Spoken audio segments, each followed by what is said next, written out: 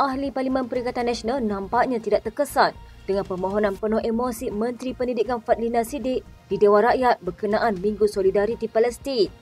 Mereka sebaliknya mengkritik Fadlina dan berkata dia tidak perlu berlakon atas nama Palestin. Terdahulu, Fadlina dilihat menahan sebab ketika meminta sekolah diberi ruang untuk melaksanakan minggu itu. Dia juga menggesa ahli parlimen kerajaan dan juga pembangkang agar tidak mengganggu sekolah dan guru untuk melaksanakan tanggungjawab mereka. Bercakap dalam sidang media di Parlimen, Ahmad Fadil Syahri menyuarakan kekecewaannya terhadap perkara itu. Katanya tak perlu tampilkan emosi yang tidak perlu di Dewan Rakyat. Apa yang kita nak tanya berkenaan tak boleh takbir dan kunut nazilah di sekolah. Pada kami, ia ungkapan yang boleh diungkapkan seorang Muslim pada bila-bila masa. Perdana Menteri juga mengungkapkannya ketika himpunan Solidariti di Stadium Axiata Arena sebelum ini.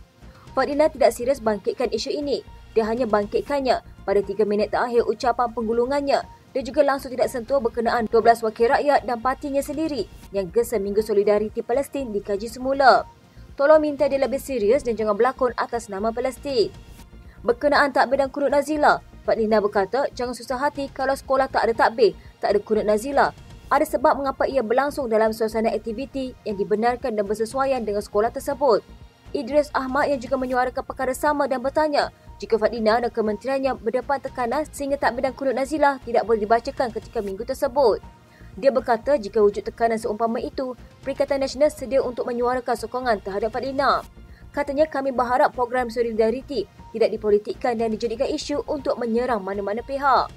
Sementara itu, Afnan Hamimi Taib Azamuddin turut membidas kerajaan kerana menurutnya mengamalkan standard berbeza dalam sokongannya kepada Palestin.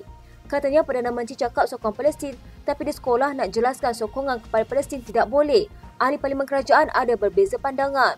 Kalau Panglima Perdana Menteri cakap semua kena ikut. Seolah-olah dalam kerajaan ada banyak Panglima. Siapa sebenarnya Perdana Menteri? Dia juga merujuk gesaan 12 wakil rakyat PKR sebelum ini agar Kementerian Pendidikan menilai semula pelaksanaan Minggu Solidariti Palestin. Semua ahli parlimen daripada Bersatu kekal istiqamah menyokong kepimpinan Presiden Parti Tan Sri Muhyiddin Yassin dan sebarang cubaan pihak luar memecah belahkan parti itu melalui tindakan dua ahli parlimennya yang bertindak menyokong kerajaan tidak akan berjaya. Perkara itu ditegaskan Setiausaha Agung Bersatu Datuk Seri Hamzah Zainuddin susulan tindakan ahli parlimen Kuala Kangsar Datuk Iskandar Zulkarnain Abdul Khalid dan ahli parlimen Labuan Datuk Suhaili Abdul Rahman yang baru-baru ini menyatakan sokongan kepada Perdana Menteri Datuk Seri Anwar Ibrahim. Katanya pada masa yang sama, Bersatu amat komited dalam usahanya memperkasa Perikatan Nasional yang sudah mendapat mandat dan sokongan besar rakyat dalam pilihan raya umum dan pilihan raya negeri lalu. Justru Bersatu tidak akan berkompromi dengan sebarang salah laku disiplin dalam kalangan ahli, khususnya membabitkan ahli parlimen maupun ahli Dewan Undangan Negeri.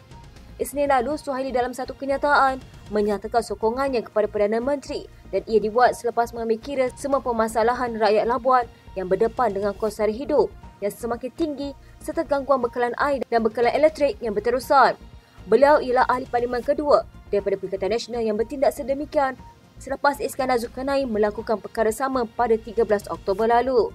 Mengulas lanjut, Hamzah berkata, Majlis Pimpinan Tertinggi Bersatu memutuskan Badan Pimpinan Negeri mengambil alih pengurusan bahagian Kuala Kangsar dan Labuan sementara menunggu keputusan lembaga disiplin terhadap dua ahli parlimen itu yang juga ketua bahagian di bahagian berkenaan. Selain itu, katanya Naib Presiden Parti, Datuk Dr. Razzie Jidin pula dilantik sebagai Ketua Badan Pimpinan Negeri Wilayah Persekutuan berkuat kuasa serta-merta bagi menggantikan Suhaili. Sebelum ini, Hamzah yang juga Setiausaha Agung PN mendakwa Iskandar Zulkarnain diugut supaya menyokong kerajaan dan jika enggan, beliau akan didakwa atas kesalahan rasuah. Beliau mendakwa tindakan menakut-nakutkan ahli parlimen Kuala Kangsar itu dipercayai bertujuan mendapatkan sokongan supaya kerajaan Madani kembali memperoleh sokongan 2/3 majoriti di parlimen. Bagaimanapun, Perdana Menteri menafikan dakwaan Hamzah dan menuntut beliau mengemukakan bukti selain menyifatkan tuduhan itu sesuatu yang serius dan sepatutnya dibuat laporan untuk disiasat.